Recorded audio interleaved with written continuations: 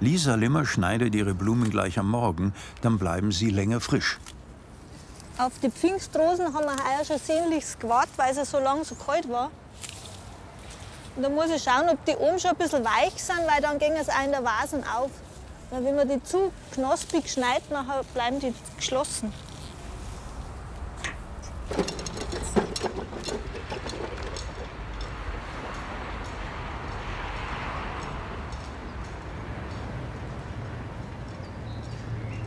Lisas Mutter, Walburga Stengle, kümmert sich noch immer selbst um ihren Haushalt. Im Gewächshaus wachsen jetzt im Mai Gurken und Tomaten. Da muss man die Gurken regelmäßig raufdrehen, sonst dann die mal irgendwo am Boden dahinliefern. Und da haben wir jetzt unseren Hummelkasten, die haben wir eigentlich wegen die Tomaten herin zum Befruchten. Die sind eigentlich windbestäuber, aber im Glashaus geht ein wenig Wind.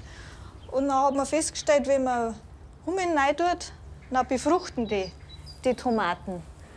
Und wenn die Hummel schon dort war und die befruchtet hat, die Blüte, nachher wird es da so bräunlich.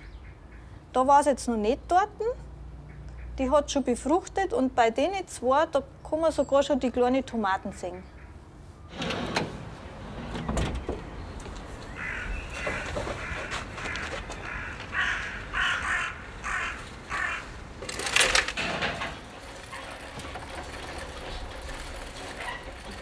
Woher kommt denn jetzt das Gemüse?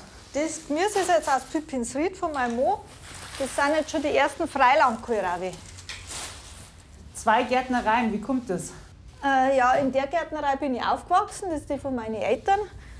Und in Pipinsried ist die Gärtnerei von meinem Mann. Habe ihn ausgeheiratet. Dann haben wir fusioniert, quasi. Aber wer hat jetzt wo das Sagen? Oh ja, jeder bei sich. Keiner redet den anderen 3, sagen wir mal so.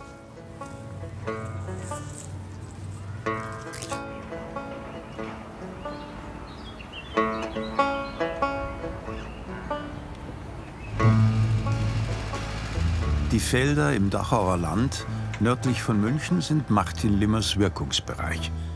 Er ist hier aufgewachsen.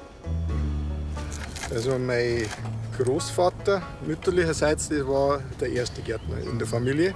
Und mittlerweile sind wir praktisch in der 4. Generation. Und was war das dann hier davor?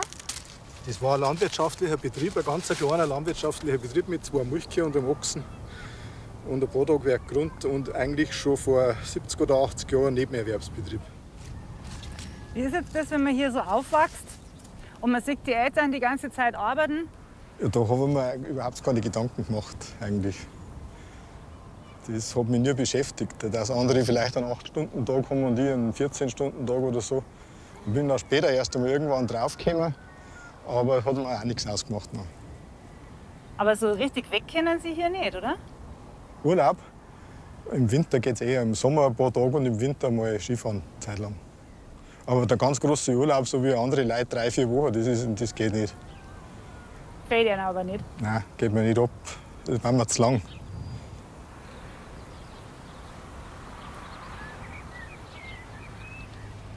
Martin Limmers Vorfahren haben sich am Dorfrand von Pipinsried niedergelassen.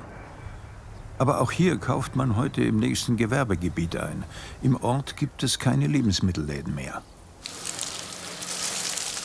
Deshalb hat sich Martin Limmer aus Gemüsekisten und ein bisschen Styropor einen Selbstbedienungsladen gebaut. Er hat täglich 24 Stunden geöffnet. Es gibt eigentlich in der Regel das, was gerade draus wächst. Ein bisschen was kauft man da auch noch zu, wie jetzt zum Beispiel Zwiebel. Aber im ersten Halbjahr gibt es ein bisschen weniger und im zweiten Halbjahr gibt es noch das volle Programm, von Juli bis Weihnachten. So wie es eigentlich früher auch war. Da hat man auch nicht aber alles gehabt. Die Schüttel, die habe ich vom örtlichen Sportverein. Da hat der damalige Vorstand alle weggeschraubt, die ihnen Sponsoring nicht mehr zahlen. Und mein Nachbar, der hat es mir nachher angemeldet und ist sehr preisgünstig gewesen, das Ganze. Ein bisschen was für die Farbe und ein bisschen was für die Schüttel. Sie wissen, wie es wirtschaften geht, ja? Ja, man braucht ein Glück gehabt und so. Wenn in Schwabing Feierabend ist, fährt Lisa Limmer zurück aufs Land.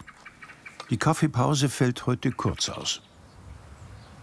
An dem Wald, der wo da so weit weg ist, da sieht man jetzt jedes einzelne Astel eigentlich fast schon bald. Und das ist dann aber so ein Zeichen, dass es wieder umschlägt. Da müssen wir halt noch Gas geben. Gell? Da müssen wir halt noch Bude setzen, wenn es regnet, dass es reingießt. Andere, da ist jetzt schon ein Drama, wenn am Wochenende das Wetter schlecht ist. Für uns ist das ein Segen, wenn es am Sonntag regnet, weil da weiß man, jetzt wird alles gegossen, man versammelt nichts.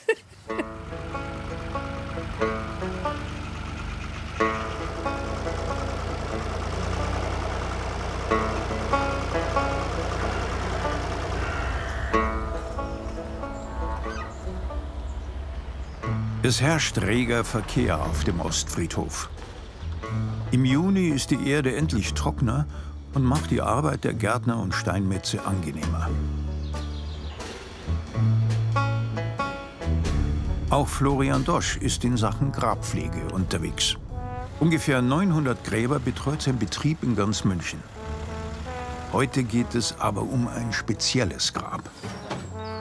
Der Opa hat es immer bunt am liebsten wollen und darum kriegt er es jetzt auch bunt. Super schöne, knallige Farbe. Ich tue jetzt das bisschen Unkraut da noch weg, während du schneidest. Dass wir das gleich. Es ist also eine leichte Kuppel hier, damit das eben auch hernach, wenn das gepflanzt ist, richtig schön ausschaut. Die Aussägungshalle, wo ist sie? Was haben Sie, eine Erdbestattung oder Feuer? Feuer. 3 Minuten. Und ich warte da vorne. Ja, Trauerfeier ist, Nein, gell?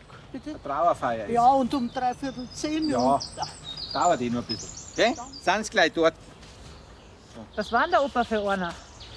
Der Opa war ein sehr geselliger, ein sehr lustiger.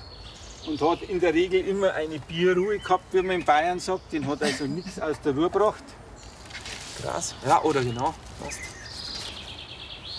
Dann noch gerne ein Gras. Ja. Ja, das ist schon was Besonderes, oder? Dass man mit Vater und Sohn am Grab vom Opa. Ja, 3 Generationen. Quasi auf ein paar Quadratmeter. Ja, das ist so. Mein Vater hat mit dem Opa auch das Grab von seinen Eltern gemacht. Und so machen wir jetzt das Grab vom Opa. Und irgendwann werde ich mit meinem Sohn vielleicht das Grab vom Papa machen. Ja, so ist es. Genau.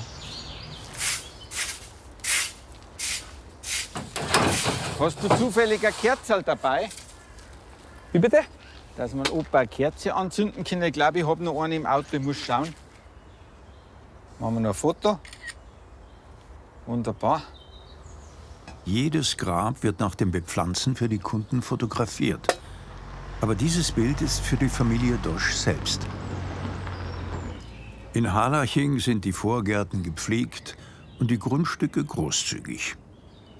Fast eingekreist liegt die Gärtnerei Biesle mitten im Wohngebiet.